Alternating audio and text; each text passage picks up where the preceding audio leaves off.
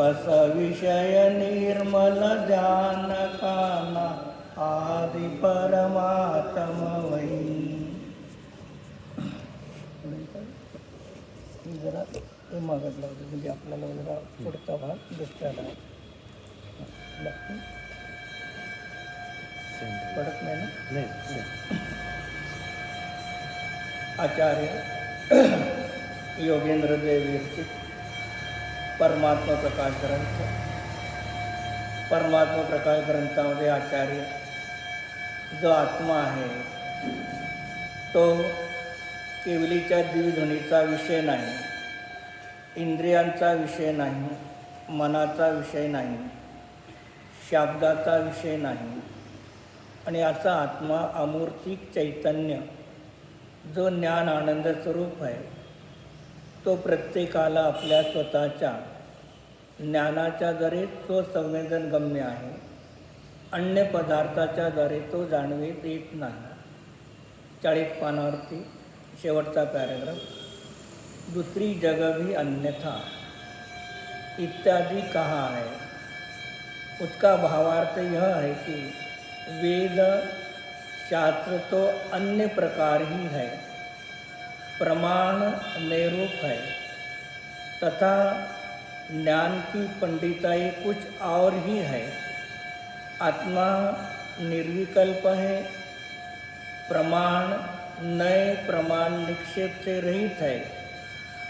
वह परमात्मा तत्व तो केवल ज्ञान आनंद रूप है और ये लोग अन्य ही मार्ग में लगे हुए हैं, वृथा क्लेश कर रहे हैं. मान्य जिकाण्य ग्रंथामध्ये सुद्धा आचार्यांनी सांगितलेलं आहे की वेदशास्त्र तर अन्य प्रकारचे आहेत. हे शास्त्र काय आहे? उद्गल आहे, जड आहे, आणि आत्मा त्या शास्त्रामध्ये नाही सांगितलं. आणि नय आणि प्रमाण रूप आहे. मग नय आणि प्रमाण आणि हे पण कसे आहेत? हेही ज्ञानाचे दोन भेद आहेत, किंवा चेतन आत्म्याचे प्रमाण आणि नय या दोन ज्ञान पर्याय आहेत. काय आहे? तसं सूर्य आहे, सूर्याची उष्णता आणि सूर्याचा प्रकाश असा जर त्याच्यामध्ये भेद केला तर सूर्य एक झाला का अनेक झाले? दोन भेद झाले. एक सूर्याचा प्रकाश आणि सूर्याची उष्णता असा काय केला? एक वस्तूमध्ये दोन भेद केला, पण तेही वस्तूचं स्वरूप नाही. तसं प्रमाण आणि नय हे दोन काय आहेत? ज्ञान पर्याय आहेत. प्रमाण आणि नय द्रव्य नाही, गुण नाही, तर द्रव्यांच्या गुणाच्या होणाऱ्या पर्याय हे प्रमाण आणि नय आहे. मग नय ज्ञान आणि प्रमाण या दोन्हीमध्ये फरक काय आहे? तसं 6व्या सूत्रात सांगितलं प्रमाण नैर अधिगमाः. मग प्रमाण एक ज्ञान पर्याय आहे आणि न ही एक ज्ञान पर्याय आहे. मग दोन्हीही ज्ञान पर्याय असताना दोन्हीमध्ये फरक काय आहे? तर प्रमाण ज्ञानाच्या द्वारे संपूर्ण वस्तू जाणली जाते आणि नय ज्ञानाच्या द्वारे वस्तूच्या एका धर्माला, एका अंशाला जाणणारं कथन करणाऱ्या ज्ञानाला नय म्हणतात. काही ठिकाणी आचार्य सांगतात पहिले प्रमाण ज्ञान उत्पन्न होतं, नंतर नय उत्पन्न होतो. काही ठिकाणी आचार्य सांगतात पहिले नय होतो, नंतर प्रमाण उत्पन्न होतो. दोन्ही आचार्यांचे दोन्ही कथन आपल्या आपल्या अपेक्षेने सत्य आहे. एक कथन सत्य आणि एक कथन असत्य असं नाही. जसं पहिले नय होतो आणि नंतर प्रमाण होतो. त्याच्यासाठी उदाहरण कसं दिलं जातं? प्रवचन सारमध्ये 80 नंबरच्या गाथेच्या टीकेमध्ये त्यांनी आचार्यांनी त्या ठिकाणी पहिले नय होता आणि नंतर प्रमाण होता तिथे सांगितलं. एखाद्या व्यक्तीला मोत्याचा हार खरेदी करायचा आहे तर तो दुकानामध्ये गेल्यानंतर मोत्याचा हार दुकानदार समोर ठेवतो आपल्या. आपण त्या ठिकाणी काय करतो? त्या हाराला नयाच्या माध्यमातून जाणतो. हार आहे, मणी कसा आहे, त्रिकोण, चौकोन, गोल आदी हे पाहतो. त्याचा पदक कसा आहे हे पाहतो. त्याची उंची किती आहे, 16 इंच 18 इंच हे पाहतो. पहिल्यांदा काय करू लागलो आपण? भेद रूपाने जाणू लागलो का अभेद रूपाने जाणतो? भेद करू लागलो. मग याला म्हणायचं अखंड हारामध्ये मणी, रंग, पदक, उंची याच्या माध्यमातून त्या हाराला जाणतो. त्याला म्हणायचं नय, भेद. मग असे अनेक प्रकारचे त्यांनी आपल्यासमोर ठेवलेत हार मोत्याचे, आणि त्यामधील आपल्याला एक मोत्याचा हार पसंत पडला आणि तो सांगितला बा हा हार आम्हाला द्या. मग त्याने तो हार काय केला? बंद करून बॉक्समध्ये पिशवीत घालून आपल्याला दिला. आणि आपण घरी गेल्यानंतर काय करतो? तो हार डब्यातून बॉक्समध्ये काढून दर्पणासमोर उभारून गळ्यामध्ये घालतो.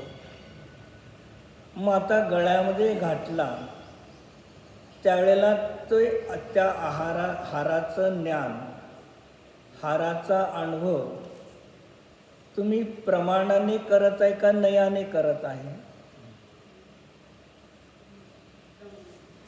हार घातलेला आहे, मग घातलेल्या हाराचा अनुभव तुम्ही प्रमाणाने करता का नयाने करत आहे? प्रमाणाने. कारण तिथे एक हार मात्र घातलेल्याची अनुभूती आहे. तिथे भेद प्रभेद राहिले नाहीत.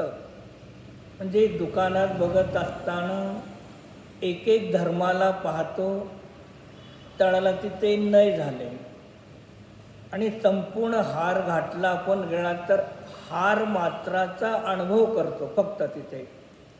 मग त्या मण्याचा रंग आणि पदक या सर्वाला हार रूपाने अनुभव करतो. त्याला काय म्हणायचं? प्रमाण. जे प्रमाणामध्ये नयामध्ये भेद करून वस्तूला जाणतो आणि प्रमाणामध्ये द्रव्य गुण पर्यायात्मक संपूर्ण वस्तू एक द्रव्य रूपाने जाणतो. मग त्याचं इथे प्रमाण आणि नय हे पण काय आहेत? भेद आहेत, विकल्प आहे. तिथे सुद्धा आत्मा तुम्हाला तिथे जाणवीत येणार नाही. किंवा ज्ञान की पंडिताई ग्रंथाचं अध्ययन केलं आणि ग्रंथाचं अध्ययन केल्यानंतर जे मती आणि श्रुत ज्ञानाचा क्षोभक्षम झाला आणि मती श्रुत ज्ञानाचा क्षोभक्षम होऊन तो मती श्रुत ज्ञानाचा क्षोभक्षम परत नय ज्ञानामध्ये आला. 7 नंबर चरण आहे का तुमच्यापाशी? काढा तिथे, म्हणजे तुम्हाला तिथे समजतं कुठून. मग त्या ठिकाणी जे नय ज्ञान आहे त्या नय ज्ञानाचे 2 भेद केले. एक स्वार्थ आणि परार्थ. काय केलं? तिकडल्या बाजूला मध्यभागी त्या ठिकाणी नय ज्ञानाचे 2 भेद केले. एक स्वार्थ श्रुतज्ञान आणि एक परार्थ श्रुतज्ञान. बरोबर. मग त्यामध्ये स्वार्थ श्रुतज्ञान कशाला म्हटलं? संपूर्ण वस्तू जाणून त्या वस्तूतल्या एका धर्माला एका गुणाला, एका पर्यायाला आपण आपल्या स्वतःसाठी जाणतो, स्वतःसाठी ज्ञान केलं, त्याला म्हणायचं स्वार्थश्रुत ज्ञान. एका झाला स्वार्थश्रुत ज्ञान झालं. हा झाला ज्ञानाचा क्षोभक्षम स्वतःसाठी. आणि ते ज्ञान दुसऱ्याला सांगण्याचं काय दीपा त्यांना एक पुस्तक हां स्टँडर्ड पुस्तक द्या. मग दुसऱ्याला सांगण्याचा आपल्याला क्षोभक्षम झाला, याला कळतं परार्थ. काही लोक कसं असतंय, अभ्यास करतात, वाचन सर्व करतात, समजतं सगळं, पण दुसऱ्याला सांगता येत नाही. मग त्याला कळायचं स्वतःला शास्त्र वाचून समजलं, त्याला म्हणायचं स्वार्थ श्रुत ज्ञानावरण कर्माचा क्षोभक्षम निमित्त कारण स्वतःसाठी झालं. आणि काहीला शास्त्र वाचून स्वतःलाही समजतं आणि दुसऱ्याला सांगण्याचं त्यांच्यापाशी ज्ञानही प्रगट होतं. मग दुसऱ्याला सांगण्याचा जो ज्ञानाचा क्षोभक्षम झाला त्याला कळायचं परार्थ श्रुत ज्ञान. ते परार्थ श्रुत ज्ञान काय आहे, पंडिताई आहे. काय आहे ते परार्थ श्रुत ज्ञान पंडिताई आहे, जे दुसऱ्याला सांगण्याची कला तुम्हाला प्राप्त झाली. मग दुसऱ्याला सांगण्याची कला प्राप्त होत असताना जे शब्दाचं अवलंबन आहे, शास्त्राचं अवलंबन आहे, कर्माच्या क्षोभक्षमाचं अवलंबन आहे. मग ज्या ज्ञानामध्ये पराची अपेक्षा आहे त्या ठिकाणी आत्मा नाही, हे लक्षात ठेवा.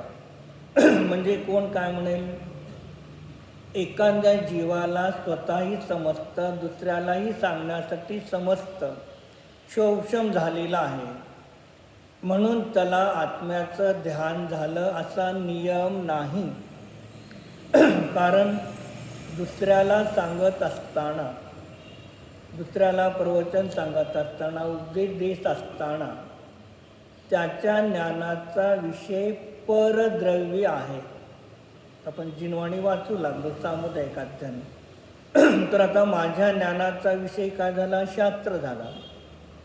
शास्त्राला निमित्त करून तुम्ही जीव आहात.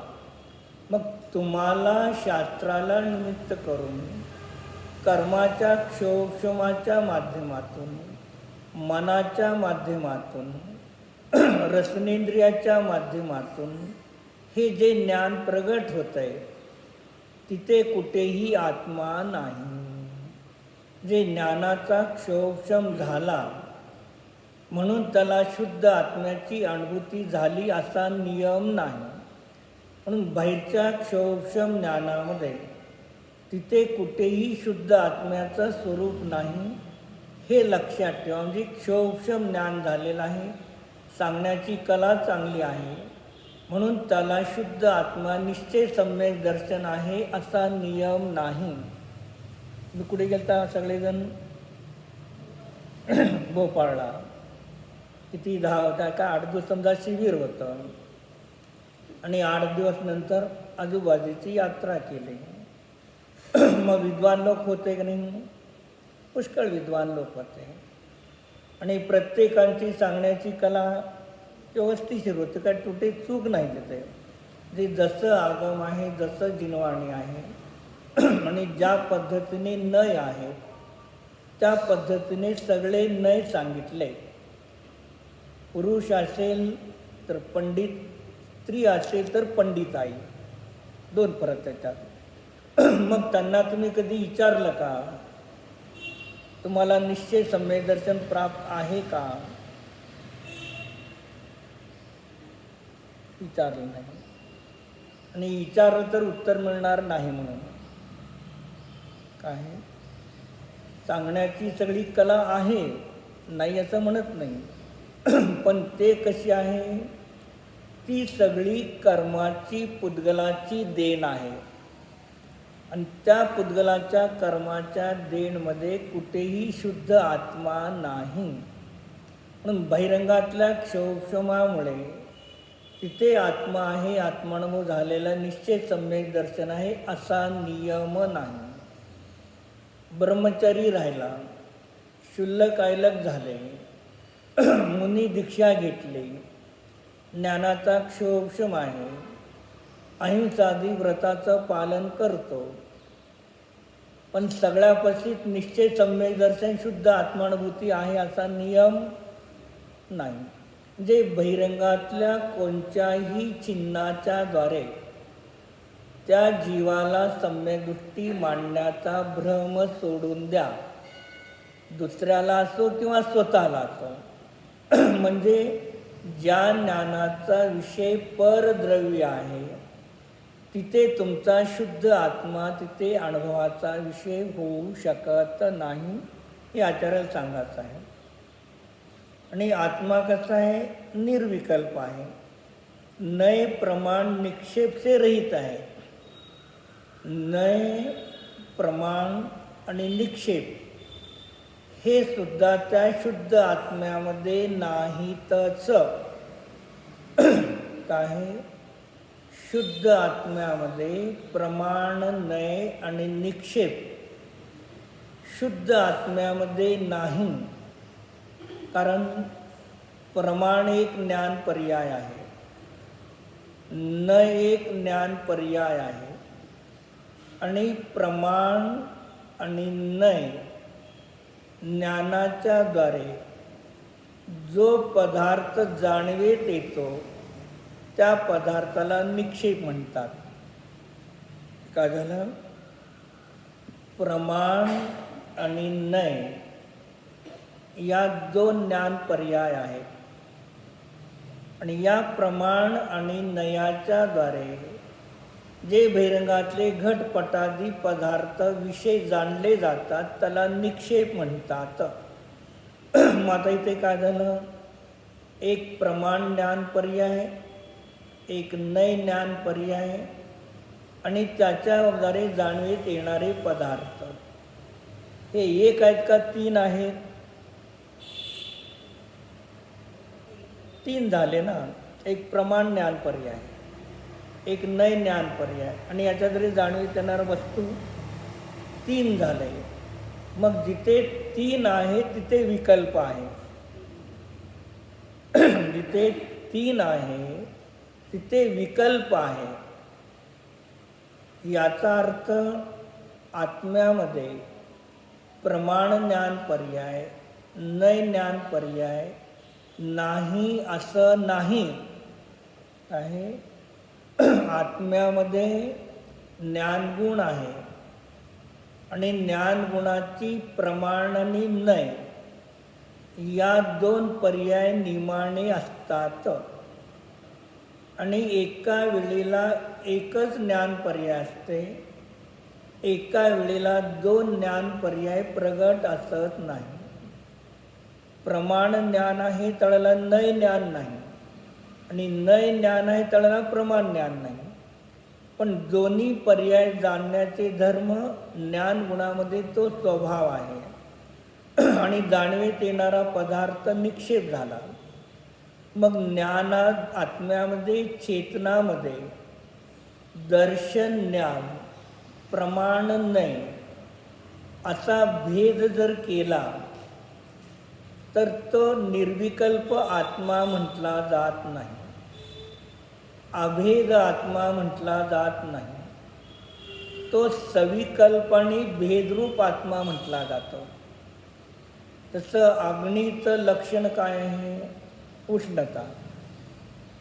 एक स्थूल रूपाने अग्नीचं लक्षण उष्णता केलं. अभेद ज्ञानाने अग्नीचं लक्षण उष्णता आहे. अन्य अनेक अग्नीमध्ये कोणते धर्म आहेत? दाहकत्व, पाचकत्व, प्रकाशकत्व आणि उष्णता. दाहकत्व, पाचकत्व, प्रकाश आणि उष्णता हे अग्नीमध्ये सुद्धा धर्म आहेत. मग अग्नी प्रकाशत्व स्वभावाच्या द्वारे काय काम करतो? मंगल म्हणजे आता ट्यूबलाईटमध्ये चारही धर्म आहेत, पण तो प्रकाशत्व धर्म वस्तूला प्रकाशाचं काम करतो. जेव्हा तुम्ही इथून घरी गेल्यानंतर कुकरमध्ये डाळ भात लावताल, तिथे जास्त अग्नी आहे. मग तिथे जास्त अग्नी असणारा तो डाळीला आणि तांदळाला काय करतो? शिजवतो. तेव्हा तिथे कोणता धर्म काम करत आहे?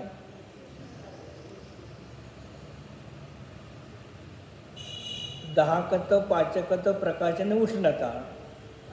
तर तळाला कोणतं काम धर्म करतो? पाचकत्व. उष्णता तिथे नाही, प्रकाश नाही. आणि समजा दुपार झाली, उन्हाळा आहे आणि रात्र आहे, रात्री झोपताना 2 ट्यूब लाईट लावून झोपलो आपण. रात्री काय केलं आहे? 2 ट्यूब लाईट लावून रात्री आपण झोपलो. तो अग्नी काय करेल? तळाला 10 उत्पन्न करतो. म्हणजे त्याच्यामध्ये असे अनेक धर्म आहेत, पण ज्याला उष्णता रूपाने एक अग्नी पाहतो तेव्हा तो अभेद एक आहे. आणि दाहकत्व, पाचकत्व, प्रकाशकत्व. अग्नीमध्ये शब्द असतात का? अग्नी पेटला आणि वारा आला तर फडफड फडफड शब्द येतात नाही? उत्पन्न झाले का नाही? विस्फोट झाला, शब्द उत्पन्न होतात का नाही? आहेत का नाही? आहे त्याच्यावर. मग एवढे सगळे आहेत, पण एक आपल्याला लौकिक व्यवहारामध्ये तो एक दिसून येतो. मग तुम्ही एक अग्नी रूपाने पाहता तेव्हा ती अभेद वस्तू झाली, निर्विकल्प झाली. मग एवढे भेद प्रभेद करून पाहता, पण ते वस्तूचं त्रिकालवर्ती स्वरूप नाही. वस्तूमध्ये ते धर्म आहेत, पण ते अंश आहेत. अशा अनेक अंशाला धारण करणारी अंशी वस्तू आहे, ती निर्विकल्प आहे. काय? अनेक अंशाला धारणारी वस्तू निर्विकल्प आहे. तसंही ते सांगितलं की आत्मा निर्विकल्प आहे, त्याच्यात प्रमाण नाही, निक्षेपण नाहीत. हे निर्णय करा की प्रमाण नाही, निक्षेप असा तुम्ही भेद केला तर आत्मा विकल्पात्मक झाला, भेदरूप झाला, खंडित रूप झाला. मग असा खंडित आत्मा ध्यानाचा, सम्यक दर्शनाचा, स्वानुभूतीचा, मोक्ष मार्गाचा विषय होऊ शकत नाही. एक सांगितलं. मग आत्म्यामध्ये निर्विकल्प आहे, पण आत्म्यामध्ये प्रमाण नाही आणि निक्षेप नावाचा धर्म आपल्या आत्म्यामध्ये आहे का नाही? निक्षेप 2 प्रकारे घ्यायचा. कोणत्या प्रकारे? जेव्हा प्रमाण आणि नय याला ज्ञान पर्याय म्हणतो आणि त्या ज्ञानाच्या द्वारे जे जे बहिरंगातले पदार्थ जाणवीत येतात, आपलं शरीर जाणवीत येतं, त्या सर्वाला म्हणायचं निक्षेप. ज्ञानाच्या द्वारे जाणवीत येणाऱ्या पदार्थाला निक्षेप. दुसऱ्या अपेक्षेने 6 सामान्य गुणाच्या अपेक्षेने प्रमेयत्व धर्म. प्रमेयत्व धर्माच्या द्वारे वस्तू जाणवीत येते. मग निक्षेप किती झाला? 2 ठिकाणी निक्षेप लावायचा. बहिरंगातले जेवढे पदार्थ आहेत त्यांनाही निक्षेप म्हणायचा. आणि आपल्या आत्म्यामध्ये निक्षेप नावाचा धर्म आहे. जसं प्रमाण ज्ञान पर्यायिक धर्म आहे, नय ज्ञान पर्यायिक धर्म आहे, तसा निक्षेप म्हणजे विषयही आपल्या आत्म्यामध्ये एक धर्म आहे. ध्यान कुणाच्याद्वारे केलं जातं? द्रव्याच्याद्वारे का गुणाच्याद्वारे का पर्यायाच्याद्वारे? दीपा, ध्यान पर्यायाच्याद्वारे केलं जातं. मग पर्यायाच्याद्वारे ध्यान द्रव्याचं केलं जातं का पर्यायाचं केलं जातं? द्रव्याचं. मग तळला आपला आत्मा द्रव्य का झाला? निक्षेप, विषय, आणि जाणणारी आपली ज्ञान पर्याय प्रमाण. जे आपला आत्म्यामध्ये शुद्ध आत्मा निक्षेप आहे, जाणणारी ज्ञान पर्याय प्रमाण आहे, आणि एक एक अंशाला जाणणारी ज्ञान पर्याय नय आहे. पण अनुभव करत असताना प्रमाण, नय आणि निक्षेप याचा विकल्प नाही. काय? प्रमाण, नय आणि निक्षेप याचा विकल्प नाही. म्हणून षडालामध्ये किंवा या ग्रंथात पुढे येणार आहे अनेक ठिकाणी की ध्यानाच्या वेळेला निक्षेप पण आहे, प्रमाण पण आहे आणि नय पण आहे. ध्यानाच्या वेळेला प्रमाण पण आहे, निक्षेप पण आणि नय पण आहे. पण षडालामध्ये काय सांगितलं? ध्यानाच्या वेळेला ध्यान करणाऱ्या ध्याता जीवामध्ये प्रमाण, नय आणि निक्षेप याचा भेद नाही. काय सांगले षडालामध्ये? सामायिकच्या वेळेला, ध्यानाच्या वेळेला प्रमाण, नय आणि निक्षेप याचा विकल्प नाही, भेद नाही, अभेद रूपाने अनुभव करत आहे. म्हणून कोणी म्हणेल ध्यानाच्या वेळेला मी शुद्ध आत्मा ज्ञानाचा विषय आहे, मी प्रमाण ज्ञानाने जाणतो, आणि जो ध्यानाचा विषय शुद्ध आत्मा आहे तो निक्षेप पण आहे, आणि तो परत कसा आहे? नैरूप आहे. काय आहे?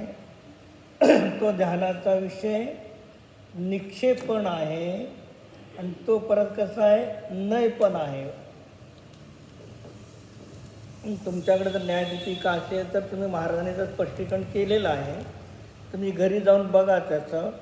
जे एक ठिकाणी सांगितलं की हे प्रमाण नाही, निक्षेप काही असत नाही, आणि परत तिथे सांगितलं की ध्यानाच्या वेळेला प्रमाण पण असतं, निक्षेप पण असतं आणि नय पण असतं. जे कथनचित आहेत आणि कथनचित नाहीत हे दोन्ही निर्णय करा. आता इथे सांगताना प्रमाण, नय आणि निक्षेप असा भेद नाही. भेद नाही याचा अर्थ ध्यानाच्या वेळेला निक्षेप म्हणजे विषय नाही का? आहे. मग तो जो ध्यानाचा विषय आहे तो ध्यानाचा विषय नयाचा आहे का नाही? ध्यानाचा विषय नयाचा आहे का नाही? वस्तूमध्ये मुख्य दोन नय किती सांगितले? दोन नय सांगितले. कोणता? निश्चय नय आणि व्यवहार नय. आता नय आहेत, मग निश्चय नय पण नय आहे, व्यवहार नय पण नय आहे. मग जो निश्चय नयाचा विषय आहे, जे ध्यानाच्या विषयामध्ये नय आहे, निश्चय नयाने दाखवलेला शुद्ध आत्मा तो ध्यानाचा विषय आहे. म्हणून त्या ध्यानामध्ये काय आहे? नय पण आहे, निश्चय नयाने दाखवलेला शुद्ध आत्मा आहे. त्यालाच म्हटलं जातात निक्षेप. तो शुद्ध आत्मा कसा आहे? निक्षेप आहे. आणि त्या निक्षेप आत्माकाला नय झाला, निक्षेप झाला, आणि तोच आत्मा कसा आहे? प्रमाण ज्ञानाच्या जरी जाणला जातो. म्हणून ध्यानामध्ये प्रमाण नय निक्षेप तिन्ही आहेत. पण मी जाणणारा शुद्ध आत्मा, जाणवेत येणारा शुद्ध आत्मा ही जाणणारी ज्ञानपर्यायी प्रमाण आहे आणि त्या प्रमाण ज्ञानाचा निक्षेप शुद्ध आत्मा आहे असा विकल्प नाही.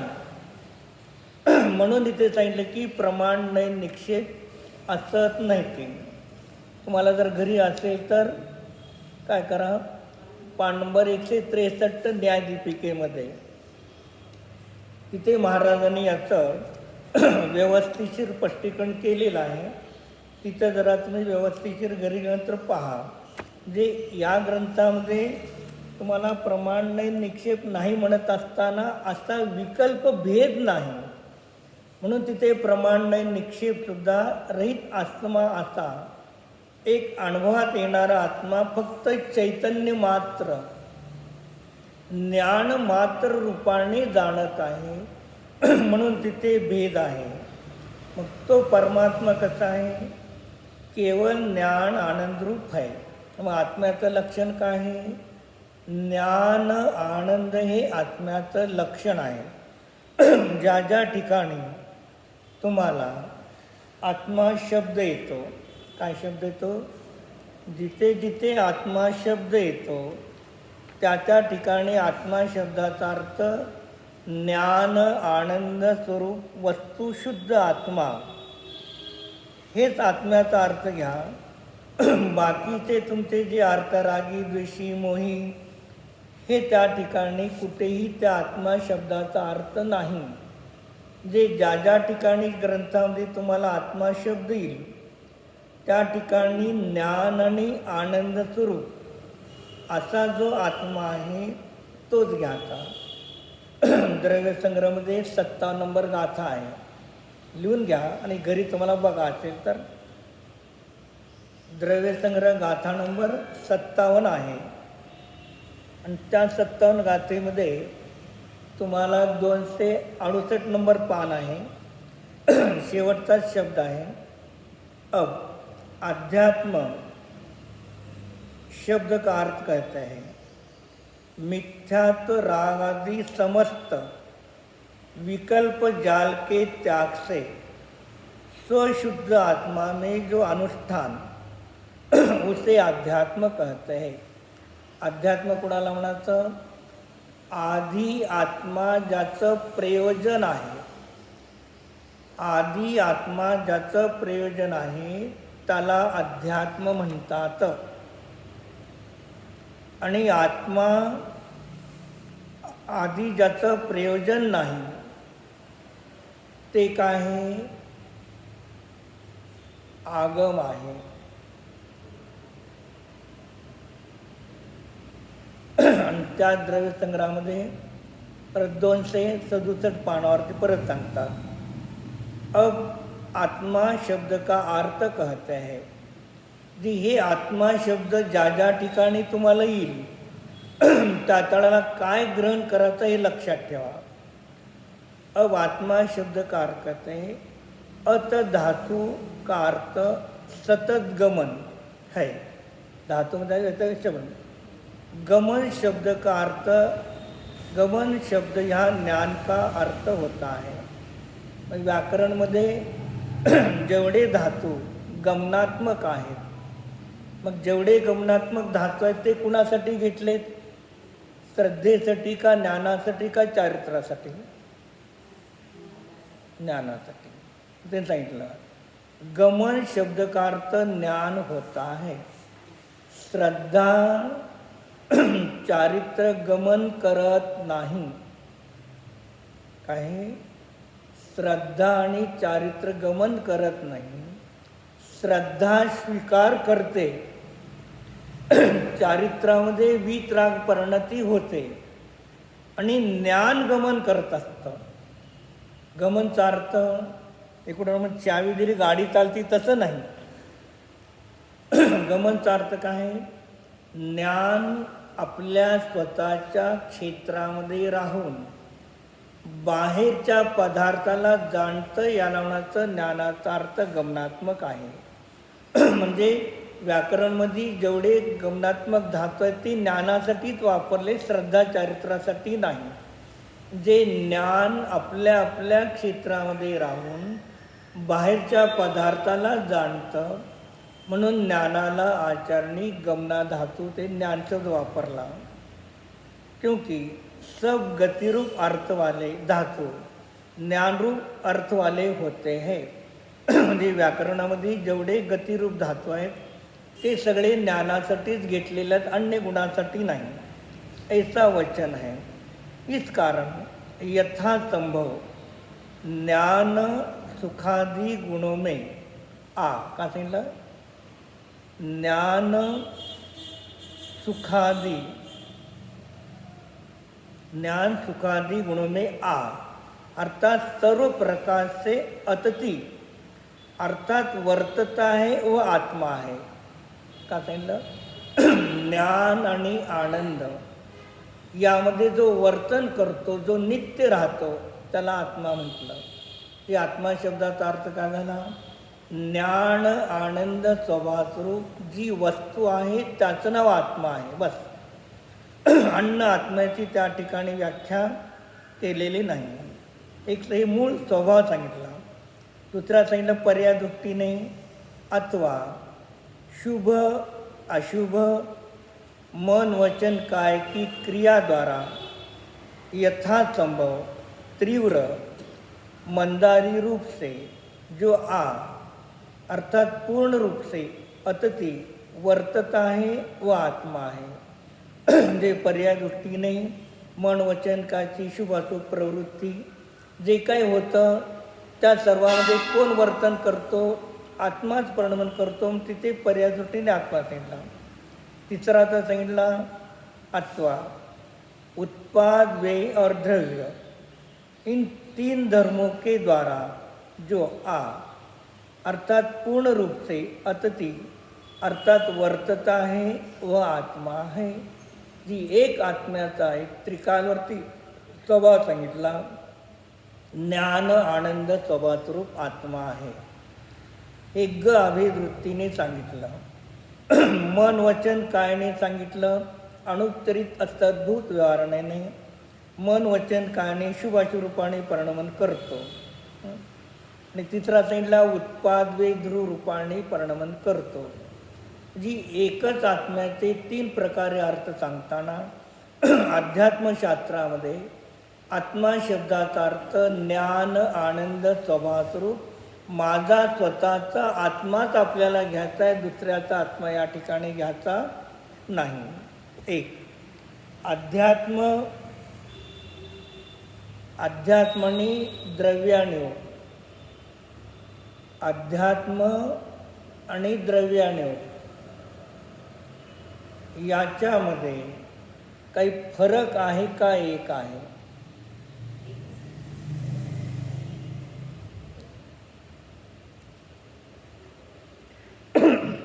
अनियोग किती आहेत आपल्या इथे? 4 अनियोग. प्रथमानियोग, चरणानियोग, करणानियोग, द्रव्यानियोग. अनियोग 4 आहेत. अध्यात्म अनियोग आहे का? नाही. मग अनियोगाच्या अपेक्षेने 4 अनियोग आहेत. मग 4 अनियोगामध्ये जे अध्यात्म आहे, काय 4 अनियोगामध्ये अध्यात्म जे आहे ते अध्यात्म कोणत्या अनियोगामध्ये आहे? द्रव्यानियोग आहे. जे अध्यात्म अनियोग स्वतंत्र नाही. 4 अनियोगामध्ये द्रव्यानियोग आहे. मग द्रव्यानियोगाच्या ग्रंथामध्ये कुणाचं वर्णन केलं असतं?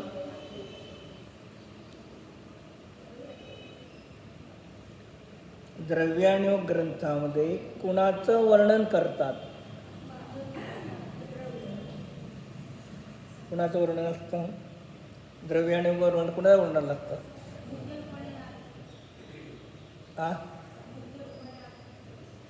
द्रव्य किती आहेत? मग 6 द्रव्याचं वर्णन ज्या ग्रंथाचं आहे त्याला द्रव्यानियोग म्हणायचं.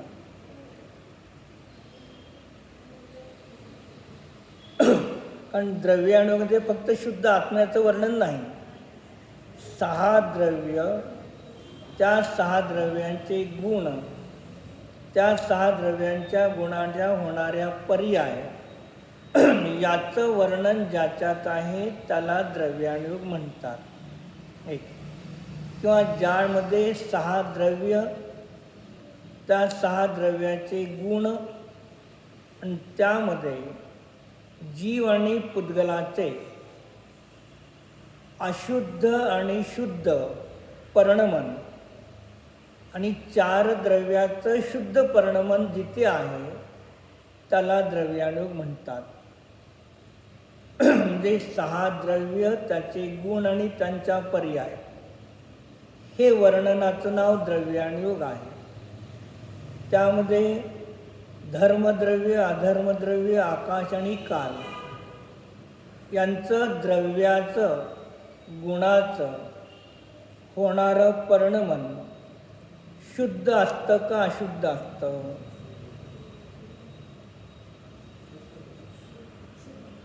शुद्ध असतं. धर्म, अधर्म, आकाश आणि काल या द्रव्यांचं होणारं गुणाचं परिणमन शुद्धच असतं. त्याच्यामध्ये अशुद्धता असत नाही. तुमच्यावरची जर प्रवेशिका असेल, प्रवेशिकेमध्ये 76 का 77 प्रश्न आहे. त्या ठिकाणी चार्ट दिलेल्या 6 द्रव्याचे द्रव्य पर्याय, गुण पर्याय, अर्थ पर्याय आणि व्यंजन पर्याय, ते 6 द्रव्याचे चार्ट दिलेत. त्यामध्ये धर्मद्रव्य, अधर्मद्रव्य, आकाश आणि काल त्यांची द्रव्य पर्याय शुद्ध आहे, अर्थ पर्याय शुद्ध आणि व्यंजन पर्याय शुद्ध आहे. जीव आणि पुद्गलामध्ये अर्थ पर्याय अशुद्ध पण आहे, शुद्ध पण आहे. व्यंजन पर्याय शुद्ध पण आणि अशुद्ध पण आहे. आणि एक सुट्टा पुद्गल परमाणू आणि सिद्ध भगवान यांची अर्थ पर्याय आणि व्यंजन पर्याय शुद्ध आहे. मग तसं पुद्गल आणि जीवामध्ये 2 परमाणुवादीचा स्कंद झाला तर ती पर्याय अशुद्ध म्हटली जाते. द्रव्याच्या अपेक्षेने अशुद्ध पर्याय आणि व्यंजन पर्यायाच्या अपेक्षेने अशुद्ध व्यंजन पर्याय. व्यंजन पर्याय कोणाला म्हणतात? हां, मग द्रव्याच्या होणाऱ्या प्रदेशत्व गुणाच्या पर्यायाला व्यंजन पर्याय म्हणतात. व्यंजन पर्यायाचं लक्षण तुम्हाला लिहून दिलं होतं, दिलेलं आहे, मला आठवतं. 10 वर्षांनी विचार तर मी बरोबर सांगेन. मग काय लिहून दिलं तर व्यंजन पर्यायाचे लक्षण: जी प्रगट होते, स्थूल असते, दृष्टिगोचर होते, काही काळ टिकून राहते आणि कालांतराने नष्ट होते. जी प्रगट होते, स्थूल असते, दृष्टिगोचर होते, काही काळ टिकून राहते आणि कालांतराने नष्ट होते,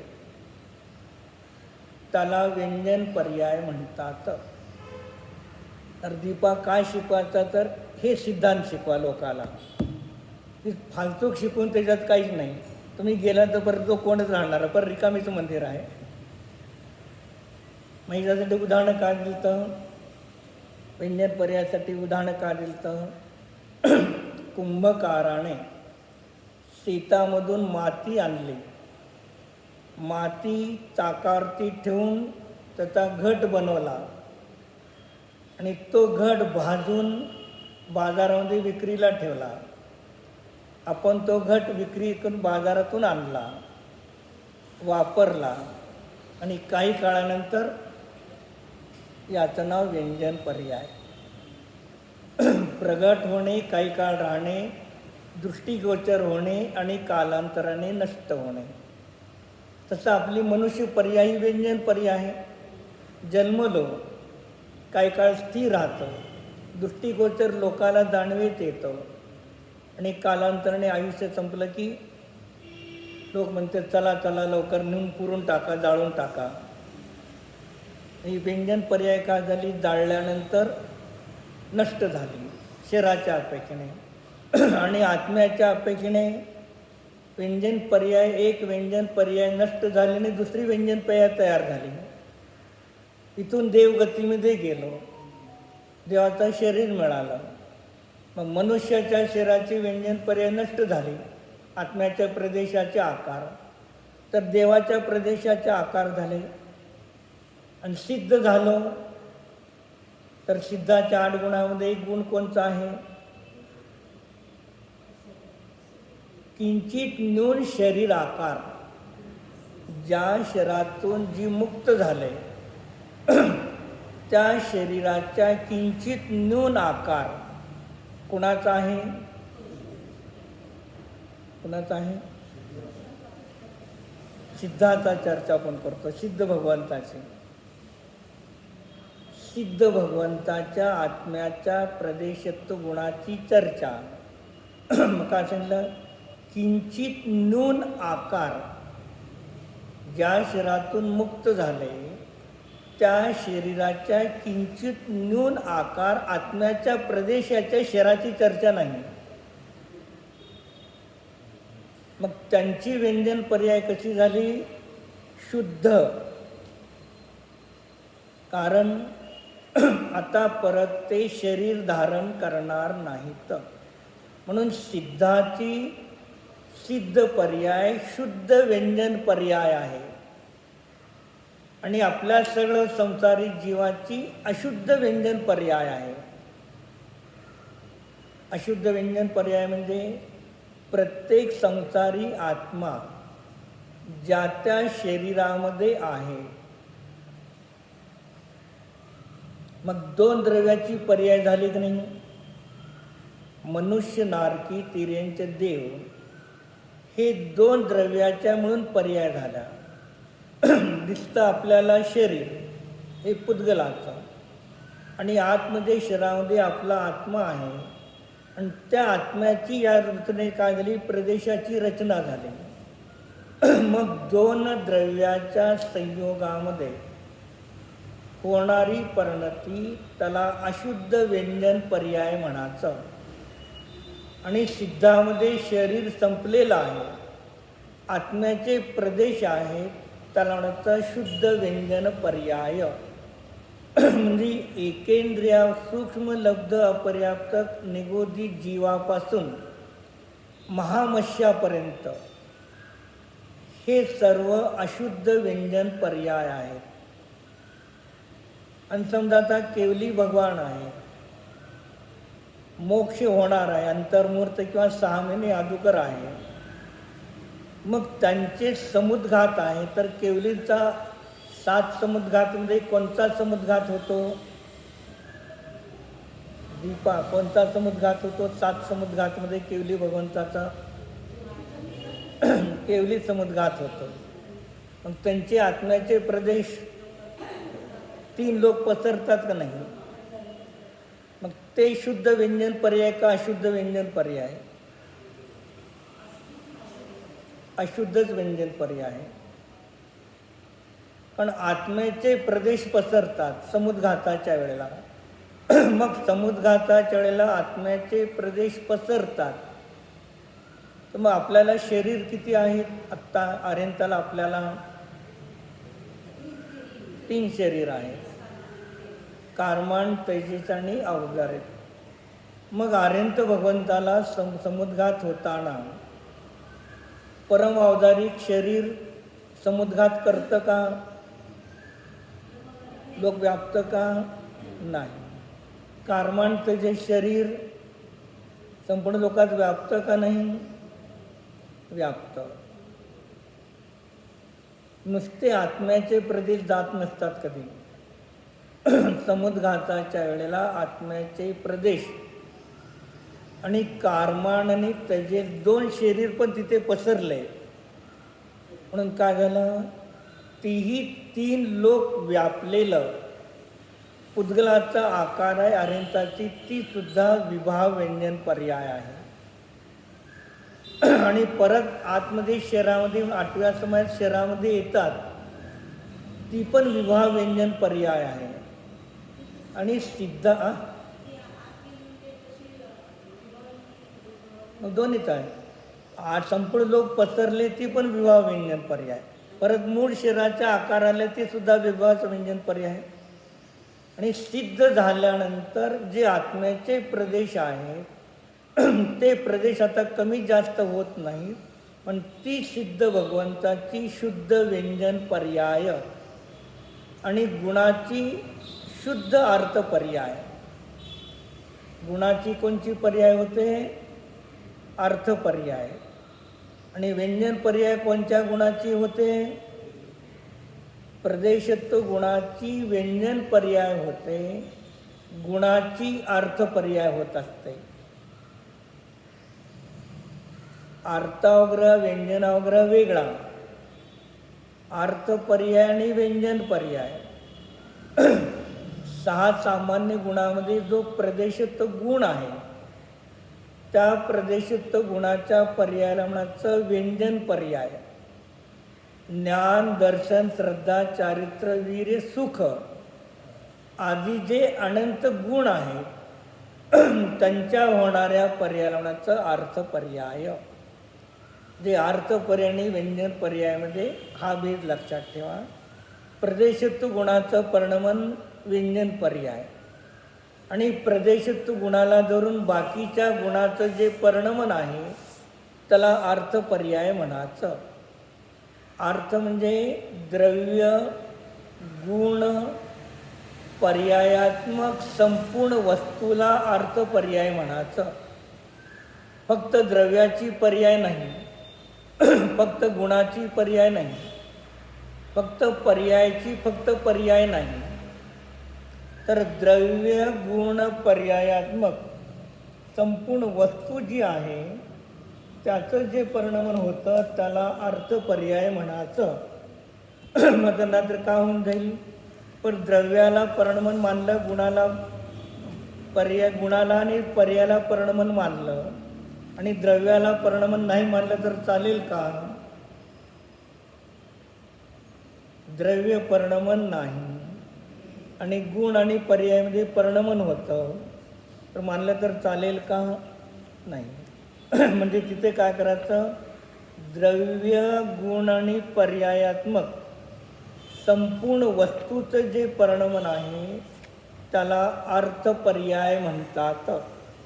म्हणून महाराजांनी न्यायदीपिकेमध्ये त्याचं वर्णन करताना अर्थ पर्याय आणि व्यंजन पर्यायाचं कथन करताना तिथे सांगितलं की द्रव्य गुण आणि पर्याय याचं जे परिणमन आहे त्याला अर्थ पर्याय म्हणतात. 4 नंबर 6 468 न्यायदीपिकेत लिहून गेला, तुम्हाला घरी बघायचं असेल तर. न्यायदीपिका, अध्यात्म न्यायदीपिका 5 नंबर 468.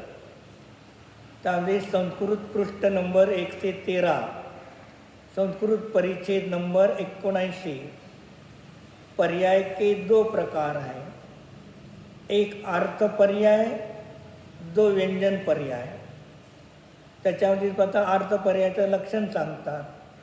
अर्थ पर्याय भूतत्व, भविष्यत्व, संस्पर्शरहित, शुद्ध वर्तमान काल, अविच्छिन्न, एक समयवर्ती, वस्तुरूप को, वस्तु की अवस्था को अर्थ पर्याय कहते हैं. अर्थात वस्तु में प्रत्येक समयवर्ती होने वाली अवस्था को अर्थ पर्याय कहते हैं. जे द्रव्य गुण पर्यायात्मक संपूर्ण वस्तूच्या परिणमनाला अर्थ पर्याय म्हणतात. तर व्यंजन पर्याय, व्यंजन आणि व्यक्ती, प्रवृत्ति, निवृत्ति, निबंध रूप, जल लाना इत्यादि जो अर्थ क्रियाकारित्व है वह व्यक्त रूप है, स्थूल रूप है अथवा अनेक द्रव्यों का संयोग रूप है. व्यंजन है उस व्यंजन से उपलक्षित जो पर्याय है वह व्यंजन पर्याय है. ते मिट्टी की पिंड रूप पर्याय, शिवक पर्याय, छत्रक अवस्था, स्थात अवस्था, कोशावस्था, कुशलावस्था, घटावस्था, कपालावस्था इत्यादि स्थूल अवस्था, स्थूल पर्याय को व्यंजन पर्याय कहते हैं। हे जर तुम्ही एक न्यायदीपिका जर व्यवस्थिशीर झाली, 1000 ग्रंथ तुम्हाला आपोआप समजतात. 1000 ग्रंथाला उघडण्याची एक चावी आहे. आणि हे ग्रंथ आपण 3 वर्ष घेतला सुरुवातीला व्यवस्थित. आणि तुम्ही स्वतः जरी आता वाचलं तर तो सरळ समजण्यासारखा ग्रंथ आहे, कठीण नाही. फक्त जरा थोडं आपला स्वाध्याय असला की तिथे सगळं बोध होतो. म्हणून इथे सांगितले की प्रमाण निक्षेपित जो परमात्म तत्व है तो केवल ज्ञान आणि आनंद रूप आहे. और ये लोग अन्य ही मार्ग में लगे हुए हैं जो वृथा क्लेश कर रहे हैं. जे आत्मा हा ज्ञान आनंद चौर आत्मा आहे आणि अशा ज्ञान आनंद रूप आत्म्याला न जाणता, त्याचा श्रद्धा न करता, त्याचं ध्यान न करता तुम्ही काय करू लागला, दुसऱ्या मार्गाला चालला. तुम्हाला काय सांगितलं, तुम्ही पंचेंद्रियाचे विषय भोगता, अभक्ष्य खाता, हे तुम्हाला माहीत आहे का नाही? जे तुम्हाला माहीत आहे ते सांगायचं काय जरूरत आहे? जे तुम्ही करता, जे तुम्हाला माहीत आहे ते सांगून काहीही उपयोग नाही. सांगणाऱ्याचाही वेळ गेला आणि ऐकणाऱ्याचा वेळ गेला. तुमच्यामध्ये हे होत राहील, करचाल होत पण राहील, करचाल पण हे सर्व होत असताना या सर्वामध्ये तुम्ही जाणणारा पाहणारा जो आहे तो तुम्ही शुद्ध आत्मा हे सांगा. जे माहीत आहे ते सांगून काही उपयोग नाही. दळलेल्या पिठाला किती लोक दळतात? दळल्यानंतर तर काय होईल का?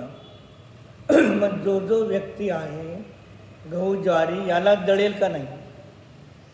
जे तुम्हाला परिचित आहे ते सांगू नका. जे तुम्हाला तुम्ही आत्मा शुद्ध आहात, निर्मल आहे, पवित्र आहे आणि आत्ता तुम्ही निर्मल पवित्र शुद्ध आहात आणि अशा शुद्ध आत्म्याचं ध्यान तुम्ही आत्ता करू शकता, अनुभव करू शकता, हे सांगितलं तर आपल्या पदरात काहीतरी नवीन पडलेलं आहे. आणि जे आपण करतात ते सांगायला तर काय झालं, ना कुत्ता ना घाट का ना घर का अशी आपल्या अवस्था. आणि हे आचार्य सांगतात तुम्ही रागादी अवस्थेमध्ये, अशुद्ध अवस्थेमध्ये सुद्धा तुम्ही शुद्ध आहात. तुम्हाला शुद्ध व्हायचं नाही, तुम्हाला कोणी अशुद्ध करत नाही, असं श्रद्धा ज्ञान करून त्याचं ध्यान केला तर मग आपल्याला त्या ठिकाणी का तर नवीन विशेष पदार्थाची आपली उपलब्धी होऊ शकते. हो.